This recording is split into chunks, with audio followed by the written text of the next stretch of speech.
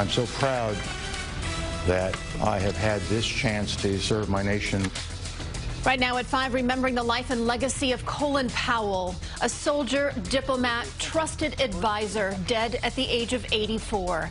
The tributes tonight to the man whose service to this country propelled him into the history books. Also tonight, a new vaccine mandate now in effect in New Jersey. But unlike New York, there is another option for state workers who refuse to get the shot. Harmless chemicals released underground. The work underway right now in the subway system to help prepare for an airborne attack. And self-driving semi-trucks, could they be the answer to America's shipping problems?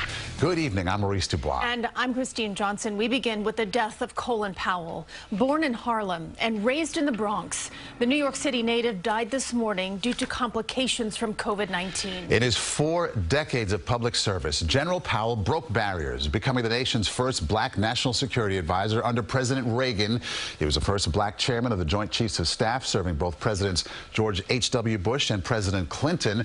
And he was the first black Secretary of State under President George W. Bush. And here's a live look at the White House at this hour, where President Biden has ordered the flag to fly at half-staff there and at all public buildings. We have team coverage tonight. CBS 2's Tony Aiello looks at Powell's deep roots in New York City. Let's begin with the legacy of service that he leaves behind. CBS 2's Dick Brennan here with that. Dick? Well, Maurice and Christine, what a life. Colin Powell spent 35 years in the Army, was a decorated combat veteran, and would rise to a presidential cabinet position. But he was a humble man with roots here in New York City. He was a soldier and a statesman and a patriot, and to a grateful nation, he was much more, devoted to service, to honor and integrity and compassion. Colin Powell. You know, what an incredible American. He's not only a dear friend and a patriot, one of our great military leaders and a man of overwhelming decency. The tributes poured in from around the world, presidents past and present, for a man of modest upbringing who rose from the streets of the Bronx to the highest places of power. But often, I have people stop me and they say things like, wow, did you go to West Point? Nah, didn't go to West Point. Well, did you dream when you were growing up that you could become chairman of the Joint Chiefs of Staff or Secretary of State? Powell joked about questions like that in 2015 when he gave the commencement address at his alma mater, City College. And I smile and I say very gently, yeah, there I was. I believe I was about 10 years old, and I was standing in the corner of 163rd and Kelly Street in the South Bronx, and I said to myself, "Self, you're going to grow up and become chairman of the Joint Chiefs of Staff of the Armed Forces of the United States." Not the way it happened. It's not the way it happened. He was raised in Hunts Point in the South Bronx by Jamaican immigrants.